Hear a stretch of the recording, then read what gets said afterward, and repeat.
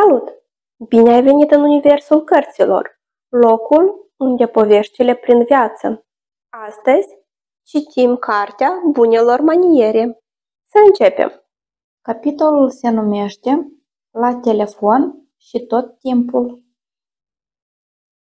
În acea după-amiază, pășind pe potecile pădurii celor 100 de stejari, Christopher Robin și Winnie ajunseră în cele din urmă înapoi la locuința ursulețului. Winnie oftă vesel. Cred că astăzi mi-am folosit toate manierele. Am știut cum să mă port într-o vizită, cum să mă joc, cum să mă pregătesc, cum să aranjez masa și cum să stau la masă, nu pe masă.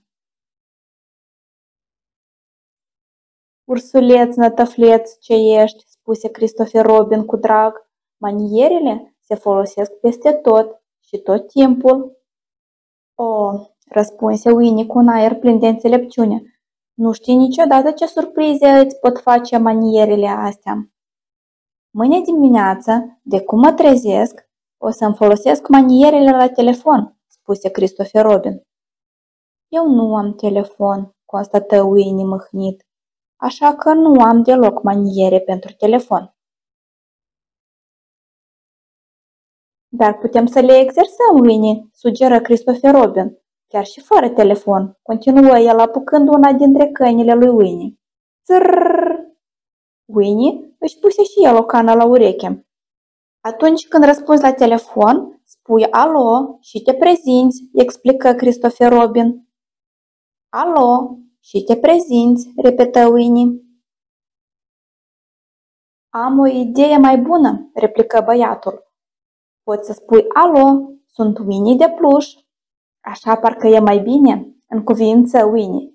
Alo, sunt Winnie de pluș, rosti el în cană. Acum poți spune, pot să întreb cu cine am plăcerea, continuă Christopher Robin. Pot să întreb cu cine am plăcerea, întrebă ursulețul. Bravo, Winnie! Acum că știm cine suntem, putem vorbi. Sau aș putea cere să stau de vorbă cu altcineva. Dar nu mai este nimeni aici, spuse Winnie contrariat. Nu este necesar să-i spui celui care sună că nu mai e nimeni cu tine, dar te poți oferi să preiei un mesaj, îl învăță Christopher Robin, după care luă o foaie de hârtie. Notezi numele celui care a sunat, ora la care a sunat și motivul pentru care a făcut-o. Christopher Robin întocmi un astfel de bilet și îl arătă lui Winnie.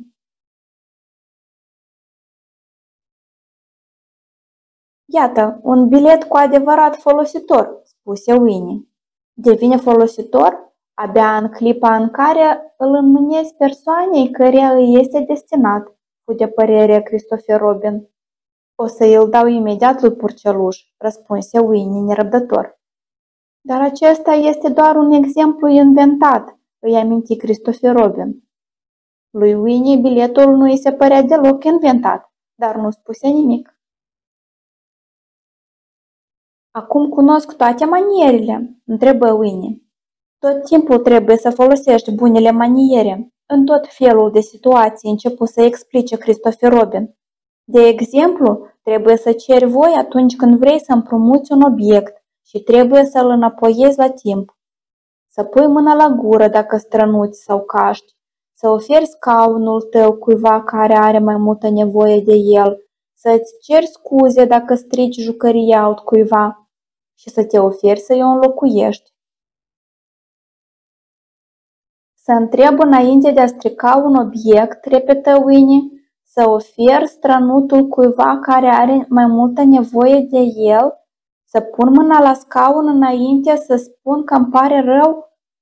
Of, regulile acestea începuseră să-l pună pe ursuleț în încurcătură. De fapt, nu există decât o regulă referitoare la bunele maniere, spuse Christopher Robin cu blândețe. Anume, poartă-te cu cei din jur așa cum ți-ar plăcea ca ei să se poarte cu tine. Această regulă nu este prea greu de ținut minte, nu-i așa, Winnie de pluș?